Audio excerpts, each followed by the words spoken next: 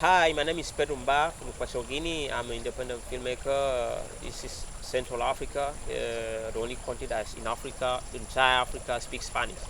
Of course, we used to be Spanish colonial for like 51 years ago. Now we are an independent country.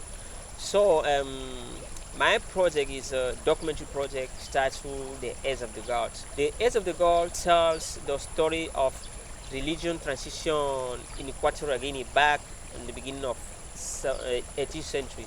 I'm not just going to talk about transition, but I'm going to show this transition with physical elements like religion rituals, ancient rites, interview with some expert, few interviews, and in archive images, and without forget the forest where my main character live.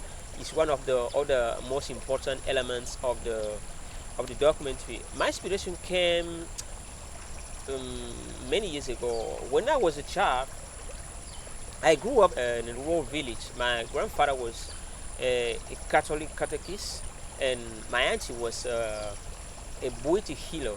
I mean, Buiti, one of the most complex ritual in Africa, originated from Gabon.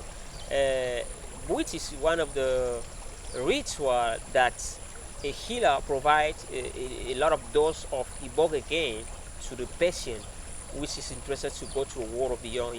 They call it a world beyond because people is almost die for 2 or 3 days and then come back after a few days.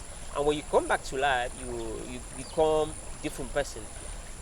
Over there, where people are traveling, what they call the world of death, they see many things. They see their relative, they see their people, they see sorcerer, and they even say they see God. They see many things. So I want to find out how reality is that rituals. That's why I want to involve this ritual in this documentary because it talk about death, God, and witchcraft. So, the ceremony of this witchcraft will take in place during the weekend from Saturday to Sunday until noon. And at some time, while my grandfather was doing religious activity in the church, I mean during from 10 to 12 midday, and they also were confronted on religious issues, blaming each other of witchcraft. And from there, I had my first experience of witchcraft because I was a child. And they even came to the point to be afraid of my grandfather because I thought he was a terror, he was a wizard, was a sorcerer because they was blaming each other all the time. But at the time when I grew up and I started doing my research, I started doing investigation on this subject of witchcraft, and I find out that both of them was in Nero. None of them was doing witchcraft. There was influenced by colonial ideology that brought Equatorial Guinea centuries ago. For this terminology, witchcraft was brought by settlers and missionaries that came to colonize Africa. And I grew up and I went to the level of secondary school, and there I met Bartolome Nkwamba, my teacher, a very humble, intelligent man. And I also finished my secondary school. I moved to here Malabo, the capital, to the university. And after many years, 10 years, I decided to go and visit my teacher, Bartolome Nkwamba. He used to be my teacher in the secondary school. When I got to the village, he was not there. He was in the forest because he loved the forest so much, and he spent more time there.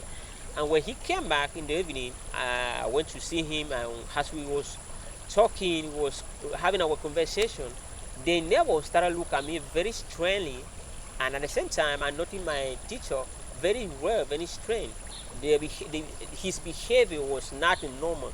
And when I asked him about this situation, I found out that he told me, I mean, like that he's very worried about the environment where he lives because people call him a sorcerer, a witch, because he now lives in the ancient cave imaginable for people.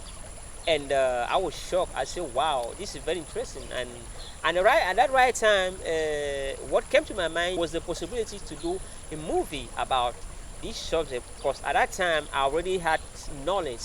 I was already involved in the movie, and any interesting story, I would take a note and try to do something about it. And that was my first motivation. when I had that care for twice. The first time was when I was a child, and the second time was uh, when I was almost an adult and seeing my teacher with this kind of situation. And I decided to try to write a story to do a movie. And what motivated me the more was the character that I find in Bartolome Kwamba. Because this man, he's a hunter for a long time, very very knowledgeable of the forest. Because people call him the the the the traveler of the jungle, because he know all the corner of Equatorial Guinea, of the jungle corner of Equatorial Guinea. Now he live in the forest.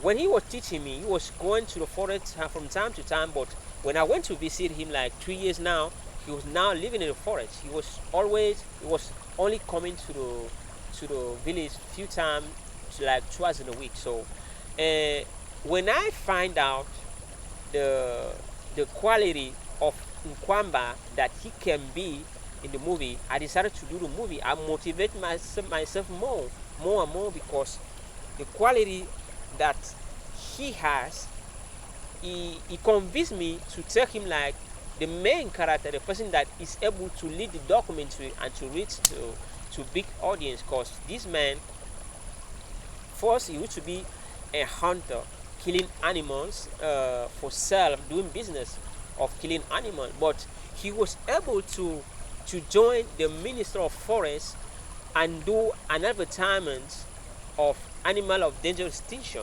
He stopped killing. He's not killing anymore.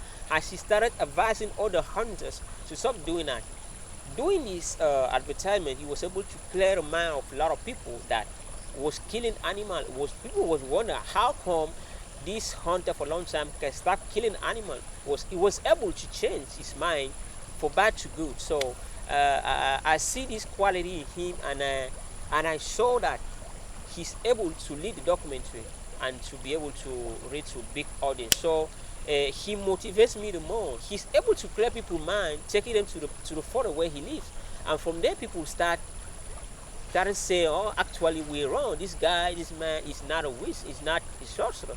Where he lives is a very wonderful place, because he loves the forest so much. He has a passion to the forest, and he decided to live there alone, doing his whole life. And one of the most important is that he used to go to church. But after moved to the forest, he took his guitar, his accordion, because on the Sunday he used to have his own service on the Sunday, talking his accordion. It's so amazing what I found out in this man, and he motivated me to make the movie of this subject, witchcraft. So witchcraft is not only is my subject, but what I'm trying to do is to go beyond the witchcraft, to show the people the reality behind the witchcraft, because there is a huge contrast behind witchcraft. There is a lot of reality behind witchcraft. There is a big story behind witchcraft which I want to tell people. So that's why I'm interested. That's why I'm motivated to do the film about this terminology of the witchcraft. So I hope not boring you with my speech. I think it was worth to tell you my motivation and from where I got my inspiration on telling people this story on the movie. Thank you.